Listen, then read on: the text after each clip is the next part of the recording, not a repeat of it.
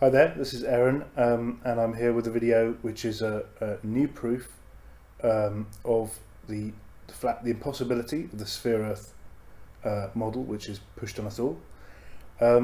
Obviously, there are lots of ways to prove that the surface of the Earth has no curvature and is flat. But what's unusual about this one is this is really, you could describe this as a glitch in the matrix, because what I've found is that actually there are events in history which have been somewhat covered up, it seems, because they don't really fit with the sphere-Earth model.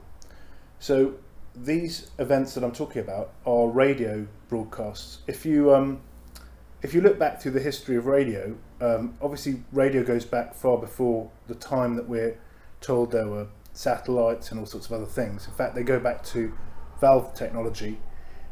Broadcasts are made from masts, and if you have a single mast broadcasting at any point on the Earth, should we say, if obviously it was a globe, imagine a single mast broadcasting.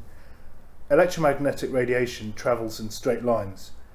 The mast would not be able to broadcast around the curvature of the Earth. Now, if you look at, if you talk to shills and so on about radio, then they will, and you say to them, how is it these radio broadcasts have reached, all this way around the world? They will try and tell you that there's relays all over the place.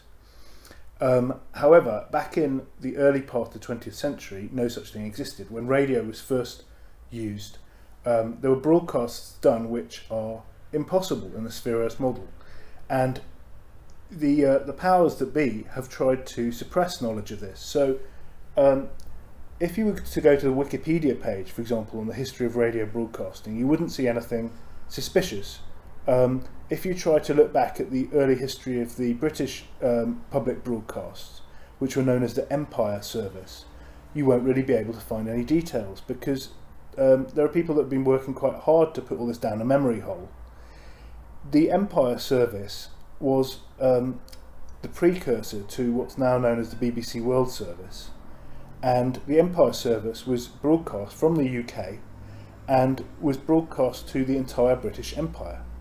Now, the British Empire, in order to reach all parts of the British Empire, broadcasting from London, you are broadcasting across the entire known world. This is impossible unless the world is flat, essentially, because how would any mast be able to transmit around significant parts of the curvature of the Earth? It's completely impossible. So the Empire Service was in fact proving by its very existence that the sphere is impossible. However, it's very difficult to find details on this. So I've been looking for some time, hunting around for proof that these broadcasts were made, proof which is still actually available in the public domain. And I finally found some interesting proof when I came across a documentary from 1953. Now, this documentary was about transistors, about how the invention of transistors was going to change everything, which of course it did. And in one part of the documentary, it starts talking about broadcasts that were made from Arlington, Virginia in 1915. Now, these were made from a set of masts, and these radio broadcasts were picked up in Paris and Hawaii, according to this documentary, which is produced by various firms, including, I think, General Electric. And this documentary in 1953, they must have realised after that this is one of the items they'd better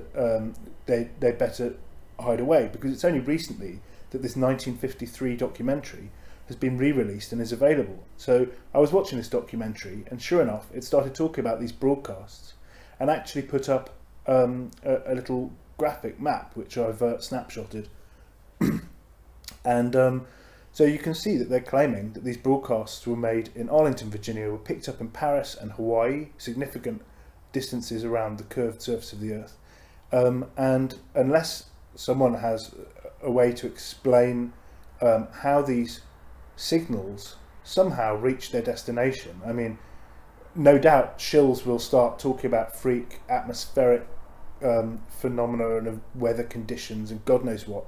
But actually, if you look at the history of these ideas, that the atmosphere can interact with EM radiation, you'll see that those ideas were born after all of this, probably as a way to patch up the fact that it's completely impossible. Now, I don't think anyone has ever produced any evidence that radio waves, which you send up into the atmosphere, are going to get bounced down around the world, around the sphere of the world. What are they going to bounce off, and how does that work, and what is the evidence that there's any way for this to occur? It's just ridiculous. So I'm afraid they screwed up. They screwed up by being too proud of their worldwide transmissions, making a big song and dance about it, and then only too late realising that they just proved that the world is not a sphere. Anyway, I hope you've enjoyed this. I've given this info to various other people in the Flat Earth movement today, and hopefully they will be breaking this out as an additional killer proof. So yeah, so I hope that helps. Take care.